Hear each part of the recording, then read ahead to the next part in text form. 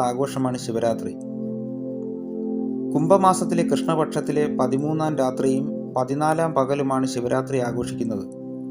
ശിവഭക്തർക്ക് ഏറ്റവും പ്രധാനപ്പെട്ട ഈ ദിവസത്തിൽ വ്രതശുദ്ധിയോടെ ഉപവാസമനുഷ്ഠിക്കുന്നതും കൂവളത്തിൻ്റെ ഇലകൾ അർപ്പിച്ച് പൂജ ചെയ്യുന്നതും ഉറക്കമിളയ്ക്കുന്നതുമാണ് പ്രധാന ആചാരങ്ങൾ. ശിവരാത്രിയുമായി ബന്ധപ്പെട്ട് പല ഐതിഹ്യങ്ങൾ പ്രചാരത്തിലുണ്ട്. അതിലൊന്നിങ്ങനെയാണ്: ദുർവാസാവ് മഹർഷിയുടെ ശാപം മൂലം ദേവകൾക്ക് ജരാനര ബാധിച്ചു. ഇതിൽ നിന്നും മോചനം നേടുന്നതിനും അമരത്വം ലഭിക്കുന്നതിനും പാലാഴി കടഞ്ഞ് അമൃതെടുത്ത് സേവിച്ചാൽ മതിയെന്ന് ഭഗവാൻ മഹാവിഷ്ണു ദേവന്മാരോട് അരുൾ ചെയ്തു. തുടർന്ന് അസുരന്മാരുടെ സഹായത്തോടെ ദേവന്മാർ പാലാഴി കടയാൻ തീരുമാനിച്ചു. അസുരന്മാരുടെയും ലക്ഷ്യം അമൃത് തന്നെയായിരുന്നു. ശേഷം മന്ദരപർവ്വതത്തെ കടകോലായും സർപ്പശ്രേഷ്ഠനായ വാസുകിയെ കയറായും ഉപയോഗിച്ച് ദേവാസുരന്മാർ പാലാഴി കടയാൻ തുടങ്ങി.